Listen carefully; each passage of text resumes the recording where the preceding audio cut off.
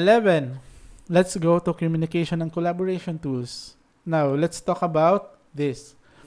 You need to know that online communication isn't done via Facebook Messenger kasi professional eh. Introduce them to the industry standards such as Slack, Zoom, Google Meet, Google Workspace, Docs. Ito guys, this is super basic tools. You should already know this. Hindi ko na kailangan ituro to. But if you don't know these things, please take time. Isang Google search lang yan. Isang YouTube search lang yan. You will already know these tools. Okay? Give yourself a time to learn this kasi standard na lang to. Pero now, I would like to give you some communication etiquettes na nangyayari in the industry. Example, on this one, sa Slack to. Okay? Sa Slack to, pag may nag-chat-chat ka or may nag-chat-chat na iba sa Slack nyo, always utilize the reply feature. Ang reason na kailangan mo mag-utilize ng reply feature is because para hindi ma-flood yung message na to. Diba?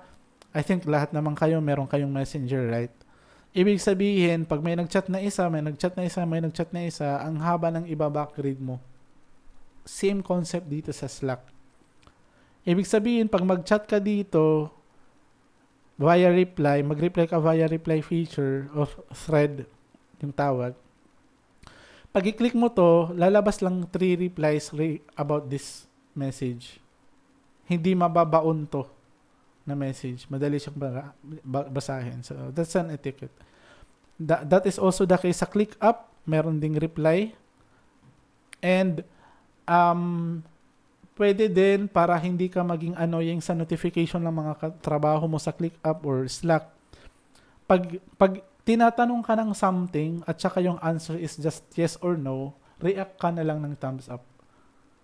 Example, are you working on this project right now? Just checking in. Thumbs up. Kung ang sagot mo yes, i-thumbs up mo na lang. Kung ang answer mo is yes, tapos may gusto ka pang sabihin na iba, pwede ka nang mag-reply. Pero kung pwede, thumbs up na lang as a sign of yes, yes na lang. Huwag mo na dagdagan.